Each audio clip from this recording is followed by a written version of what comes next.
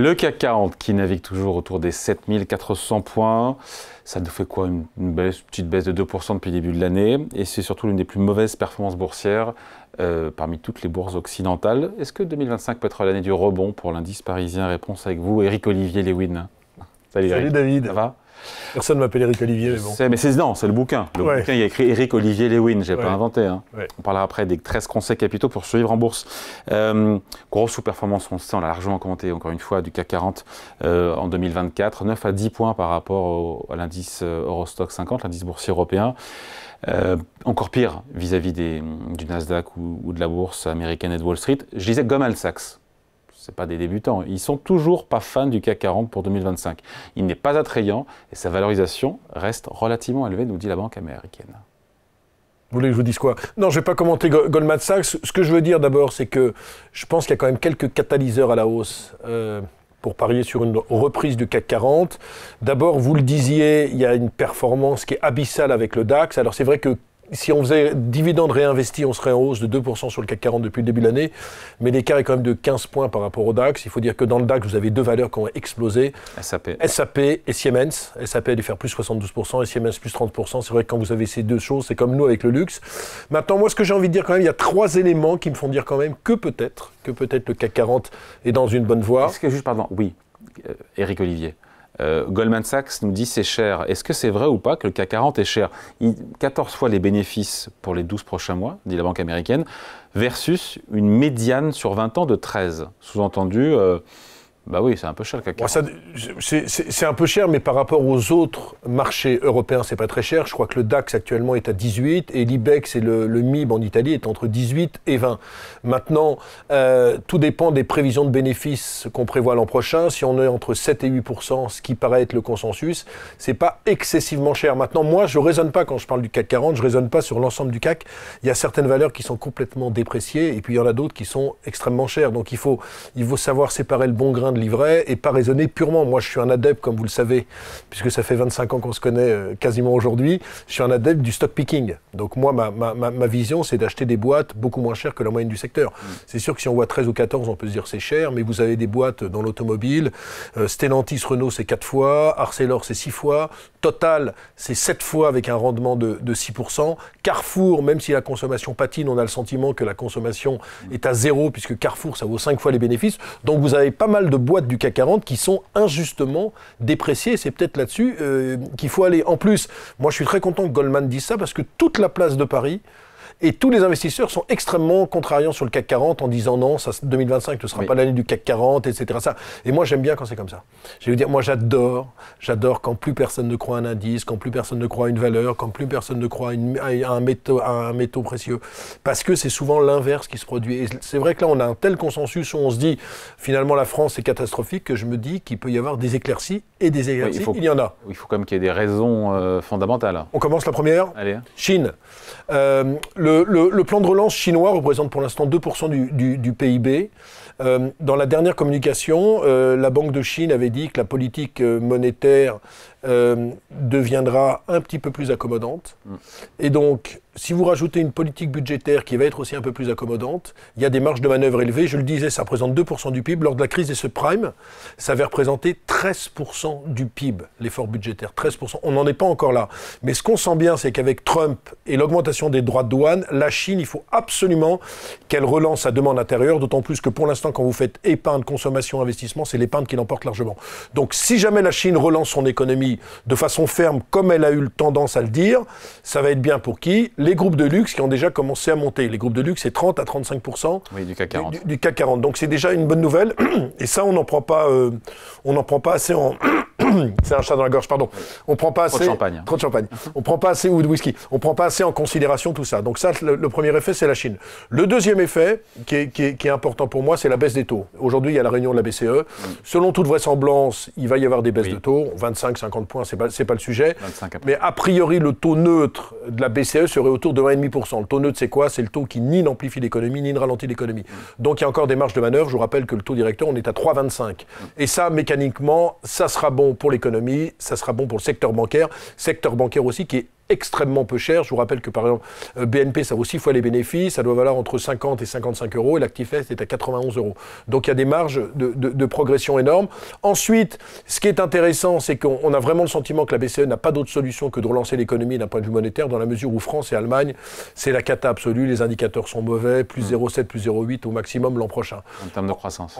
Ensuite, ce qu'on a vu quand même depuis quelques jours, c'est que le CAC a fortement monté, en dépit du fait que Michel Barnier a été censuré et a été rejeté, dans la mesure où le budget Barnier n'était pas bon pour les entreprises. Il y avait non seulement la surtaxe sur les entreprises, les grandes entreprises, les LVMH, les L'Oréal, les gens comme ça, mais en plus, ce qui est important, c'est qu'il y avait vous savez, il y a un impôt sur de production qui s'appelle la CVAE, oui. Et Barnier voulait que la baisse s'arrête. Oui. Or, le départ de Barnier fait qu'on continue à baisser la CVAE qui va passer de 0,28% du PIB à 0,19% du PIB. Et les impôts de production, qui étaient encore en France à 3,5% du PIB, nettement supérieurs à la moyenne, vont continuer à baisser. Donc il y a tout un ensemble d'éléments favorables qui font que peut-être le CAC 40 a connu le pire. Moi, j'ai vraiment le sentiment, on a été voir, je crois, 7000 sur le CAC, qu'on a sans doute atteint le... Et Trump, vous oubliez Trump? Trump, oui, mais Trump... L'effet de Trump. Alors, l'effet de Trump, augmentation des droits de douane sur l'Europe. Donc, a priori, c'est pas bon spiritueux. Non, pas vraiment. C'est pas bon pour le luxe, sauf s'ils ont des usines là-bas. Maintenant, la Chine va être obligée de relancer son économie. Donc, qu'est-ce qui va l'emporter entre les droits de douane aux US et la Chine qui relance? C'est tout le problème. Et moi, j'ai le sentiment quand même que dans les cours, prendre une valeur comme Rémy Cointreau, je crois qu'elle fait une année désastreuse, Rémy Cointreau, la baisse doit être entre moins 30 et moins 40, est-ce que c'est pas déjà largement anticipé? En fait, la bourse, comme vous le savez, est ce qu'on appelle l'école des anticipations. Est-ce qu'on n'a pas déjà anticipé tout ça dans les cours actuels de bourse? Et est-ce que vous avez... Alors, moi, je vous pose une question, David. Est-ce que vous avez envie d'acheter un DAX à 20 000 au plus haut historique? Compte tenu cette question peut se la poser tous les ans, depuis maintenant 2-3 ans, sur la bourse américaine. C'est cher, et on achète. Non, mais la bourse américaine, vous savez pourquoi? Intelligence artificielle, il n'y a que là-bas qu'il y a l'intelligence artificielle. On est dans une vague de folie autour de ça. Et la tech est aux États-Unis. Donc on se rend compte que tout va se disrupter. Et en plus, ces 7 magnifiques représentent de plus en plus du Nasdaq et du S&P 500. Mais en Europe, est-ce que vous avez envie d'aller sur le DAX? Je suis pas sûr. Chimie et automobile complètement au point mort en Allemagne. On a Scholz, une coalition, on ne sait pas où on va. Avec des élections anticipées, on ne sait pas ce qui va se passer. Est-ce que finalement la France, c'est pas un îlot de stabilité dans la folie actuelle? D'ailleurs, regardez quand même la France. On critique beaucoup la France, mais le 10 ans français, il est où? On est autour de 2,80, on est en dessous du moment où a été annoncée la dissolution. Pourquoi? Parce qu'on se rend compte que c'est ce qu'on appelle en anglais « too big to fail ». C'est-à-dire que la France ne peut pas faire faillite. 3 300 milliards de dettes. Mécaniquement, le marché de la dette est ultra liquide. Vous avez des investisseurs qui viennent, qui rentrent, qui sortent. Et donc, il n'y a pas de choc, d'autant plus que les institutions tiennent. Et ce que regardent les agences de notation, c'est pas simplement la situation budgétaire, mais c'est la nature des institutions. Et pour l'instant, les institutions tiennent. Est-ce que vous avez plutôt envie d'acheter aujourd'hui de la dette espagnole ou de la dette française? C'est là que se pose le problème. Et donc, je suis pas sûr qu'il faille vendre à tout prix le soldat français. Je pense qu'on a déjà eu quasiment toutes les mauvaises nouvelles. Donc, le CAC 40 peut remonter en 2025 selon vous, et peut-être encore plus les valeurs les plus décotées. Les valeurs les plus décotées, les valeurs, oui. Alors, par exemple, Renault, qui est l'un des rares constructeurs à ne pas avoir fait de profit warning, à 4 fois les bénéfices, ça s'achète. Les banques, si vous considérez qu'il n'y aura pas de crise de la dette, ça s'achète également. Il y a quand même pas mal de boîtes. Une autre boîte allée dans les semi-conducteurs, moins 40% depuis le début de l'année, c'est ST Microelectronics. ST Microelectronics a souffert du fait qu'en 2024, la voiture électrique, ça s'est complètement arrêté. La part de la voiture électrique en Europe est passée de 16 à 13%, c'était pas bon, mais j'ai l'impression qu'ils sont super bien positionnés et ça va finir par rebondir. Donc est-ce qu'il ne faut pas acheter une boîte comme ST Microelectronics qui est revenue sur un PE de 15 alors qu'ils étaient sur une moyenne de 25?